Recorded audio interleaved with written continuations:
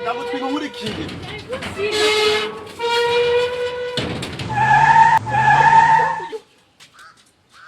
None madamu ko goma hubyo byo. None ko kushaka kujya kugipirawo.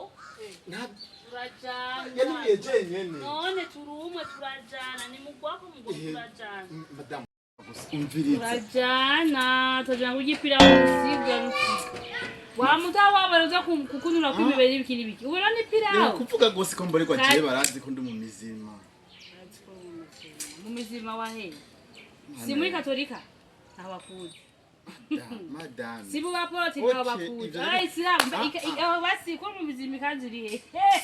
Uno musi. Ega abo duhurirayo. Uko ndakwati ko bigera ko turajara je ntaje kimubwira ngaha. Abo duhura benshi n'abafana ba Barcelona. Ubwo ndashobora kubabwira ko mfana Barcelona. Wewe nta kanzo office madame. None kandi ugenda shwa. None ushwara gute wamara bigere kwe. Nani office se. Madame uvyandegire kandi reka. Madame ntungikire ndagusavye. Ndagukurikira. Wewe urazi kwanza madame urazi Kiswahili wewe. Urakujipirawo bati nano kifite basi. Kwanza unaona wanifite nini ko nukuna. Nibisabicho. Kwa Karimu hagenda y'abamizimane n'abamizimane gusa. Ibyo byanditse. Ibyo byatangweja. Urafise ka bose si bayita sijida. Yeah. Ndibagiye si bayita si simi. Madame reka yakuna kumenya ndababaye. Urabaye. Nuwaze ko tujana. Fuga tume ngo umwanya wanjanye. Mbeba wabukanye ngo we ntani nukura mpanga n'ivyo. Ora bizishe fuga tume. Twe misi yose duhuye na Karimu ndamubwira arahandurira arahamdurira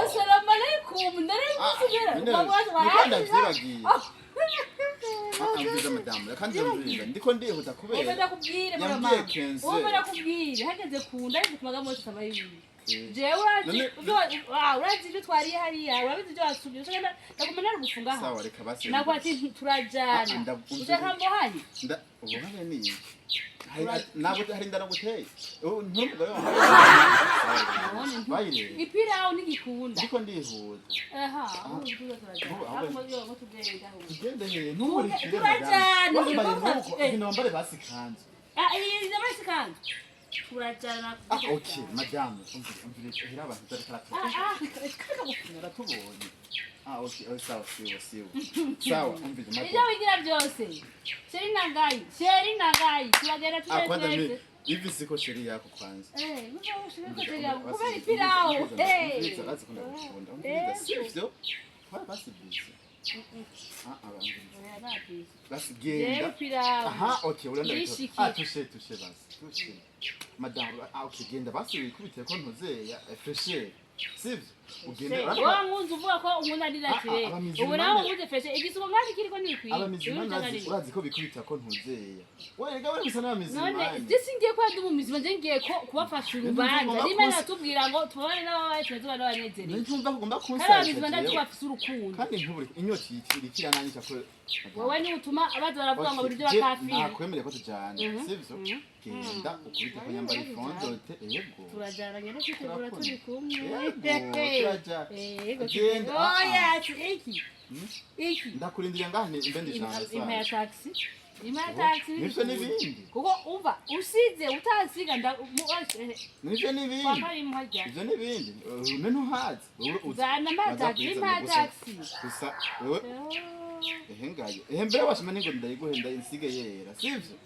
wewe ugende witegure je ngamse nganda yaharura mendishira message ariko waratwite ayo nayo taxi rakwiye rero nibyo 15000 nimeje genda nta kibazo madame genda we ndagukunda genda je ngamse ndishira message wewe unyarutse sawa